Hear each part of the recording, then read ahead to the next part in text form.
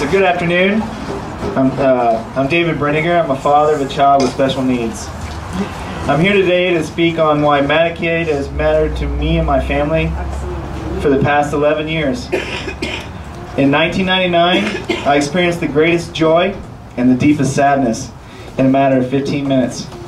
My son developed a brain bleed shortly after birth and spent the next 26 days in an NIC unit in Washington. Fortunately, our insurance paid the entire hospital bill that exceeded $120,000. My son, Anton, is a proud, tearful emotion inside of me that I hope I can contain while I speak on his behalf. Currently, he is a 130-pound, 11-year-old with cerebral palsy. He's in a wheelchair but can ambulate with assistance. His cognitive ability is about a 2 to 3-year-old. His first year of life was a catatonic existence until we were informed of the infant toddler program. These in-home therapeutic visits allowed us to keep him safe and comfortable environment.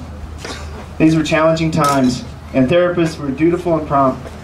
Unfortunately, this type of therapy is only offered until a child turns 3. We were seeing advances, marginal, but Anton is a child that takes giant leaps and then plateaus and surprises with new things he can do months later. I had insurance with one of the largest employers in the valley. Great insurance. But insurance doesn't cover everyone for everything. The next transition for my son is when he was accepted into the Jumpstart program at St. Al's. The older he was getting, the more things were beginning to cost.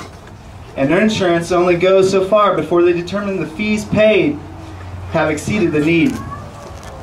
Most of the therapies were paid by Medicaid as a secondary insurance.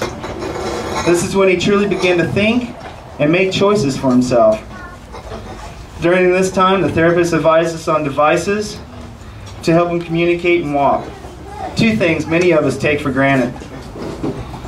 Anton got his first pony walker. He practically tore this thing apart, exploring the outside of his tiny realm and the inside of our house. Our house suffered from his reign. At 4 years old, he still couldn't crawl, but this walker allowed him to be mobile. Halfway through the year, I got laid off from my job. We had to rely entirely on Medicaid to provide for Anton's needs. Medicaid allowed us to continue his therapy seamlessly until I graduated from college and became gainfully employed again. At 6 years old, Anton enrolled in kindergarten. That meant bus rides and a wheelchair to help him with transport. Finally, after 3 years of college, I became employed again. I feel great. I feel like I can provide for my family. The old trusty pony walker has now been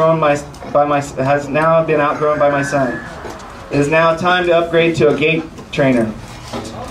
This item costs more than the vehicle I've been driving for the past 13 years.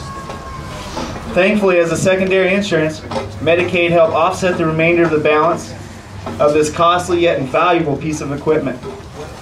Today he is on a second wheelchair and second gait trainer. He's had multiple surgeries that if we didn't have Medicaid, we'd still be paying off what insurance wouldn't pay. We currently spend on medical supplies and therapies that Medicaid or my primary insurance doesn't pay, to the tune of $200+ every month. I honestly could never make up the monthly cost that society helps our family pay to improve my son's life. I would emphatically thank every taxpayer that believes this is the right thing for our community's friends and family. If a taxpayer doesn't believe, then I hope they would give me a few minutes to let me share Anton with them. I live in America. I pay taxes. I'm a veteran. I'm proud to be an American. I'm proud to be a father of a child with a disability. I have insurance, but Medicaid matters to me and my family.